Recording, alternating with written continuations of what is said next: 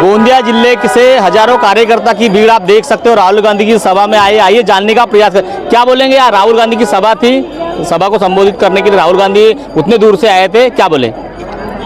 राहुल गांधी यांनी गोंदिया भंडारा लोकसभेचे उमेदवार डॉक्टर प्रशांत भाऊ पडोळे यांच्या प्रचाराला साकोली इथे त्यांनी प्रचार सभा घेतलेली आहे आणि ह्या सभेमध्ये त्यांनी ऐतिहासिक असे देशासाठी निर्णय घेतलेले आहेत आणि ह्या निर्णयाने युवांना, बेरोजगारांना, शेतकऱ्यांना, महिलांना सगळ्यांनाच फायदा होणार आहे। हा आश्वासन राहुल गांधींनी आपल्या आजच्या प्रचार सभेमध्ये दिलेला आहे। महिला वर्ग किस मुद्दे पर वोट करने वाले हैं? महिला वर्ग किस मुद्दे पर वोट करने वाले हैं? महंगाई के ऊपर। किस मुद्दे पर महिला वर्ग वोट करने वाले हैं? महिलाओं को 1 लाख के अनुदान देने वाले हैं। साल महीने के 8,500 रुपए वो लोग देने वाले हैं। क्या समस्या है महिलाओं की? तरह से यानी महिलाओं को अभी तो समस्या ऐसी है कि महंगाई बहुत ज़्यादा बढ़ गई है। महिलाओं की सुरक्षा का मुद्दा है, बेरोजगारी का मुद्दा है। हमारे जो बच्चे हैं, युवा डिग्री लेके घर में पड़े हैं, जो उन्होंने आश्वासित किए थे कि हम 30 लाख लोगों को हम रोजगार देंगे, नौकरी देंगे। अभी सबसे अहम मुद्दा है जो पढ़े लिखे बच्चे बच्चियाँ हैं वो डिग्री लेके घर में बैठे हैं।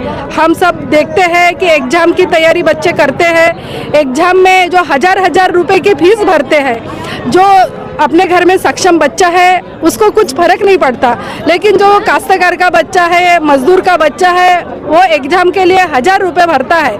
और हम देखते हैं परीक्षा होने के दूसरे दिन बाद या परीक्षा के दिन पेपर फूटने के बाद हम देखते हैं तो ये सब देश में जो गलत हो रहा है इसका हम महिला भगिनी विरोध करते हैं, महंगाई का विरोध करते हैं।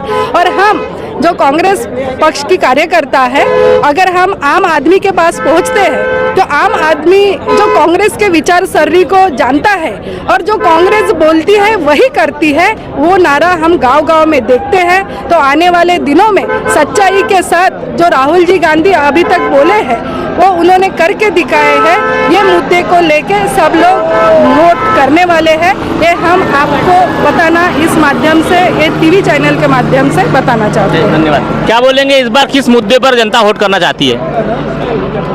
जनता तो इस बार महंगाई के मुद्दे के ऊपर में सबसे ज़्यादा जोर दे रही है, क्योंकि महंगाई हमारे देश में इतनी ज़्यादा हो गई है कि एग्रीकल्चर के मामले में अगर देखा जाए तो किसान इतना त्रस्त है।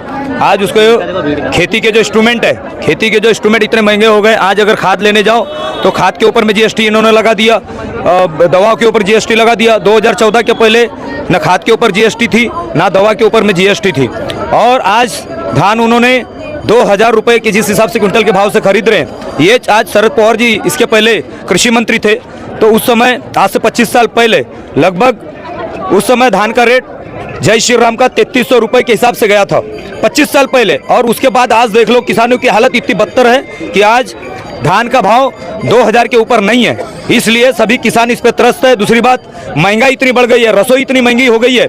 2014 के पहले 400 रुपये 350 रुपये कुछ अंडा उस समय था। और 2014 के बाद देखो इन्होंने बोला कि 70 साल में कांग्रेस सरकार ने क्या किया, तो 70 साल यानी 400 रुपये होने के लिए 70 साल लग गए और इनको 1200 रुपये होने के लिए यानी 800 रुपये इन लोगों ने मात्र 10 साल के अंदर में इन्होंने 800 रुपये बढ़ा दिया।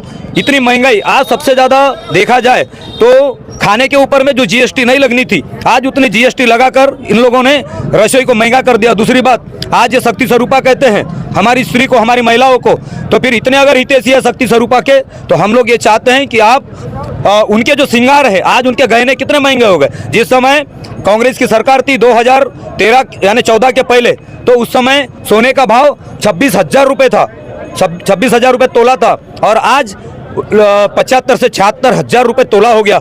आज अपनी अगर कोई बच्ची की शादी करने जाए तो आज उसको सोना लेने के लिए कितनी मगजमारी करना पड़ता है इस महंगाई की वजह से। आज जीएसटी इतनी महंगी लगा दिया है। आज जीएसटी, आज अगर किसी को लोहा खरीदने जाना है, 1 लाख का अगर लोहा खरीद रहा है तो उसके ऊपर में 18% जीएसटी लगती है। पहले 2014 के पहले कभी जीएसटी हम लोगों ने सुना नहीं था।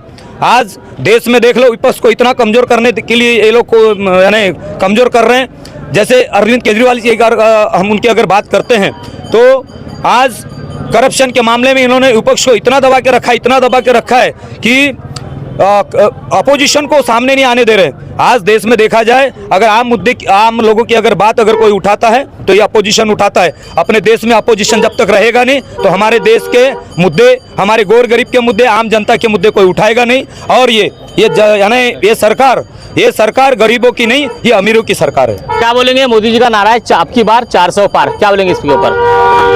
भैया क्या है, मोदी जी जो 400 पार कहता है, इसका मतलब सीधा सीधा है कि संविधान को निष्प्रभुत कर देना, ये इसीलिए वो 400 पार कहता है, या 420 कहना चाहिए उसने, लेकिन 400 पार ही कहता है। इसका मतलब है 420 जैसी स्थिति वहाँ है। और संविधान को डॉक्टर बाबा साहेब आम्बेडकर ने जो दिया था संविधान, वो संविधान को नायनाट करने के लिए, नए से मनुवादी राज लाने के लिए ये सब सारी चीजें कर रहा है।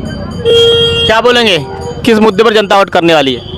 ये सरकार ने यानी पैसे के बदौलत सब सरकारें तोड़ के, महाराष्ट्र की सरकार तोड़े, मणिपुर की सरकार तोड़े, गोवा की सरकार तोड़े, यानी जो पक्ष में मतलब भ्रष्टाचार मिटाने की बात कर रहे, तो जो भ्रष्ट नेता थे उनको अपने पक्ष में लेके पैसे के बदौलत ये यानी वो साफ हो गए बिल्कुल, यानी इसमें उनके सर्फ से वॉशिंग मशीन में साफ हो गए। यानी ये सरकार खुद ही भ्रष्टाचारी है, भ्रष्टाचारियों को अपने पास में लेके सरकार बनाते हैं। यानी इनके पैर के नीचे की जमीन अब खसकने लग गई है, इसलिए ये ऐसे पैतरे कर रहे देश में।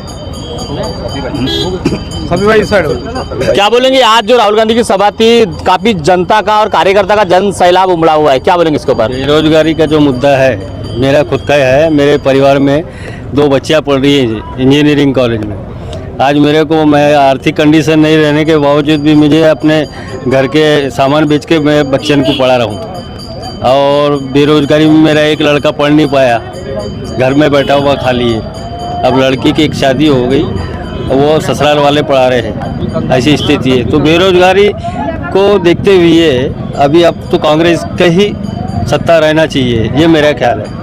इस प्रकार का यहाँ माहौल है, इस प्रकार का कार्यकर्ता, जनता बोल रही है कि इस प्रकार की जो स्थिति आने वाले 19 अप्रैल को देखना ये बाकी होगा कि जनता किसे वोट करती है, बहुमूल्य जो वोट है किसे देकर जो है गोंदिया भंडारा का सांसद बनाती है, और कौन जो जनता का नेतृत्व कर सकता है। सरोज कावड़े के साथ मयन लिल्लारे, सेंदूरवापा, साकोली, भंडारा।